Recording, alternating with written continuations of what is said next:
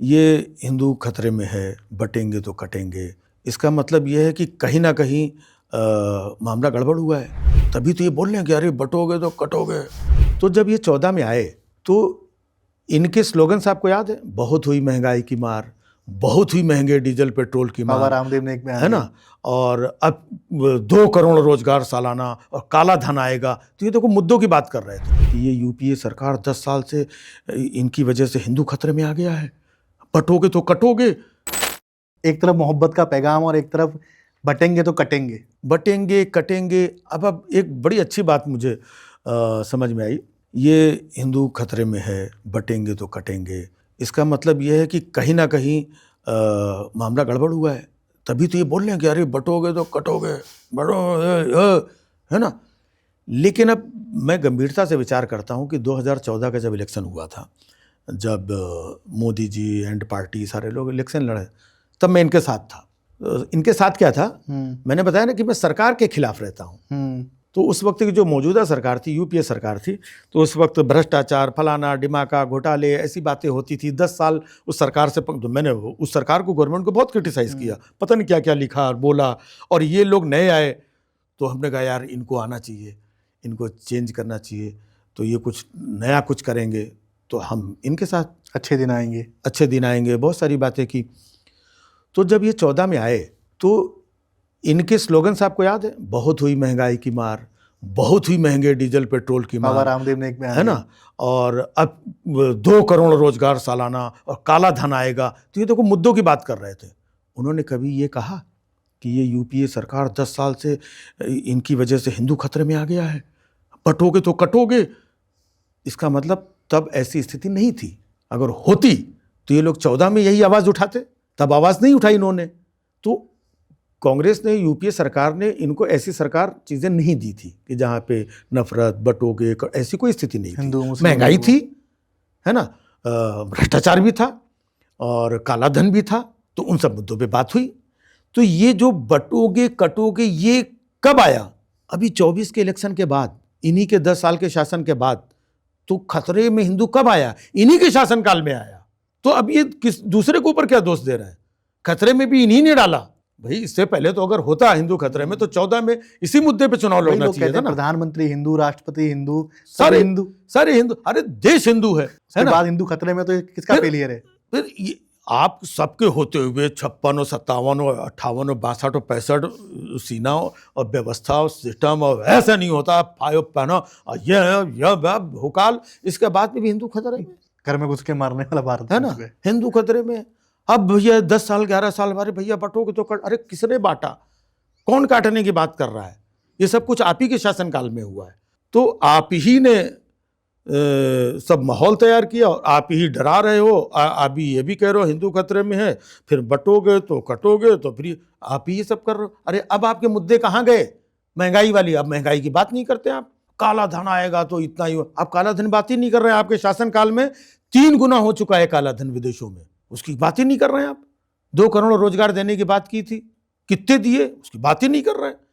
उसकी जगह ये खुदाई, तो ये हम कपड़ों से पहचान लेते हैं, हम जूतों से पहचान लेते हैं, तो इसके गाल, तो इसका हाल, तो इसका ये, तो ये वही सारी जिम्मेदारी सब नेहरू जी की है। सब नेहरू जी ने इतना कर दिया भाई, हम क्या करें यार। नेहरू जी ने इतना सब गड़बड़ घोटाला कर दिया, हम क्या करें यार, है ना। कुछ भी कहो कांग्रेस जिम्मेदार। तो हमको वही लगता है कि इस सरकार के गवर्नर है नेहरू जी, जैसे वो केजरीवाल जी बोलते हैं गवर्नर हमें कुछ करने नहीं देता, गवर्नर हमें कुछ करने नहीं देता।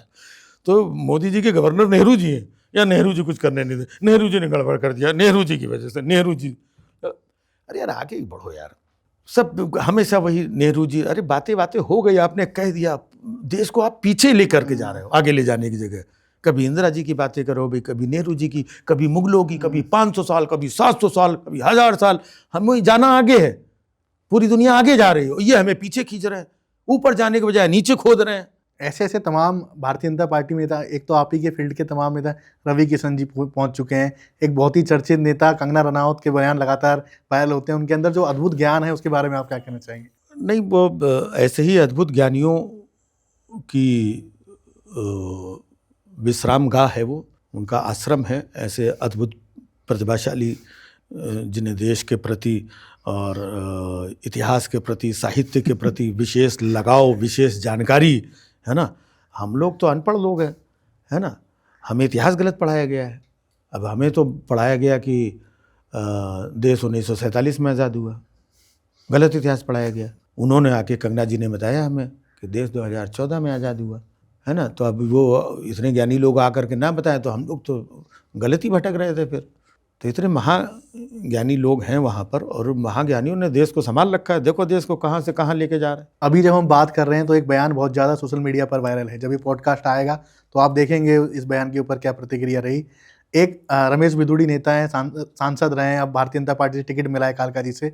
उनका कहना है ऐसी सड़क बना देंगे कालका जी के अंदर कि प्रियंका गांधी जी के गाल की तरह होगी। अब ये मतलब महिलाओं के प्रति जो भारतीय जनता पार्टी के नेताओं का जो बयान, पहला नहीं है, तमाम ऐसे बयान आए हैं और इसको लेकर एक पूरी छवि विचारधारा की बनाई जाती है। उस पर आपके क्या प्रतिक्रिया है? कहा तो ये जाता है कि महिला का सम्मान सबसे ज़्यादा यही करते हैं, है ना।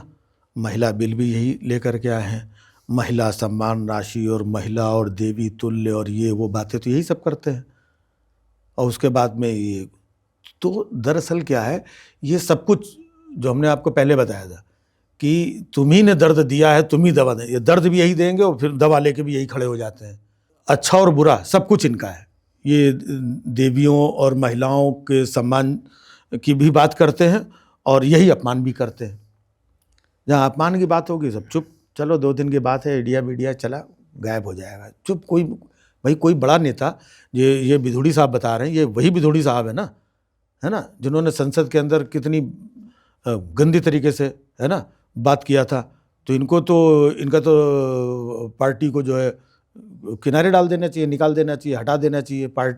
अपनी ही पार्टी को खराब कर रहे हैं जो, और पार्लियामेंट के अंदर इतना ये किया आप, और वो आदमी अब उसको खुला छोड़ दिया तो उसके हौसले बढ़ रहे हैं। आज वो किसी के गाल की बात कर रहा है, कल किसी की चाल की बात करेगा, आप फिर ताली बजाओगे, बड़ा अच्छा मिला यार, ये ऐसे गाल चाल और फिर बवाल, फिर माहौल, फिर ऐसे कुछ करेगा तो पार्टी को लग रहा है कि ये तो हमारी विचारधाराओं को आगे बढ़ा रहा है। एक्चुअली पार्टी की विचारधारा वही है, महिलाओं के प्रति असम्मान और चीज़ें, गाली गलौज वाले लोगों को आगे बढ़ाना और शीर्ष नेताओं का चुप रहना। ये क्या संकेत देता है? ये संकेत यही देता है कि ये पार्टी गाइडलाइन पे ही वो काम कर रहे हैं। तमाम जो मुद्दे हुए, अभी बात हुई, इस पर तमाम मुद्दों पर प्रधानमंत्री नरेंद्र मोदी की चुप्पी तो साफ दिखाई देती है। क्या एक ताकतवर नेता जिन्हें माना जाता है, प्रधानमंत्री नरेंद्र मोदी को 56 इंची सीधा माना जाता है, क्या उसके खिलाफ विपक्ष में आप किसको सबसे मजबूत नेता मानते हैं? अखिलेश यादव, राहुल गांधी, ममता बनर्जी, किसी एक की बात की जाए तो कौन आज असल में कोई पार्टी टक्कर लेने में है उनके काबिल? ये जो इस तरीके का सवाल आपने किया, मैं इस सवाल से ही सहमत नहीं हूँ। अक्सर और भी लोग पूछ देते हैं कि मोदी नहीं तो और कौन, इस तरीके से पूछते हैं। आपने दूसरे तरीके से पूछा इसको, है ना। ये 150 करोड़ लोगों का देश है। ये साधकों का, संतों का, ज्ञानियों का, पढ़े लिखों का, साहित्यकारों का, काबिलों का, नेताओं का, है ना, तपस्वियों का देश है। और लानत है कि इस 150 करोड़ के देश में अगर हमें एक व्यक्ति नहीं मिल रहा है। ऐसा नहीं है। जब आप खोजने समय मौका आएगा ना, तो यहाँ पे लाखों के तादाद में ऐसे लोग हैं, काबिल लोग हैं, सक्षम लोग हैं, जो देश को इस माहौल से कहीं दूर ले जा सकते हैं। ऐसे बहुत सारे लोग हैं।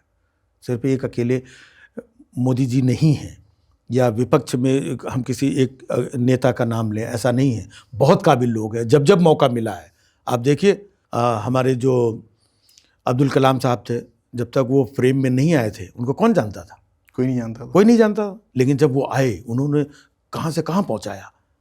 वो अननोन थे, सामने आए। मनमोहन सिंह जी, वो कोई चुनाव लड़ने, प्रधानमंत्री बनाने और भाई और बहनों गला चीखने चिल्लाने नहीं गए थे कहीं पर। समय आया, निकल करके आए और देश को उन्होंने बेस्ट सेवाएं दी। ऐसे बहुत सारे लोग हैं देश में। या 2014 के पहले मोदी जी को कौन जानता था देश में? कहीं से निकल के ये भी तो आए हैं ना। तो यहाँ पर काबिल लोगों की कमी नहीं है। सिर्फ ये झूठ, छल, फरेब, मार्केटिंग, व्यापार, इमेज चमकाओ, दूसरे की दूषित करो, ये दूषित वातावरण तैयार करके एक छवि बना दी गई है कि भाई यही है मतलब हम यही कर सकता है। इतना बड़ा तो कोई दिख ही नहीं रहा यार वाला, कोई है ही नहीं, ये तो बहुत सिंपल सा आदमी है। अखिलेश यादव जी तो कभी ऐसी बात ही नहीं करते, ये कैसे बन, नहीं राहुल गांधी नहीं यार, ये भी नहीं, ममता बनर्जी वो तो यार तुष्टीकरण करती हैं, ये कैसे बन सकती हैं, ये कैसे बन, अरे एक से काबिल लोग पड़े हुए हैं इस देश में। देश को आगे ले जाने वाले, देश का नेतृत्व करने वाले लोगों की कमी नहीं है, लेकिन अभी ज़रूरत है इस तरीके की दूषित माहौल से, भ्रमित माहौल से बाहर निकलने की। जिस दिन हम ये थोड़ा शीशा साफ होगा ना, बहुत सारे चेहरे दिखाई पड़ेंगे।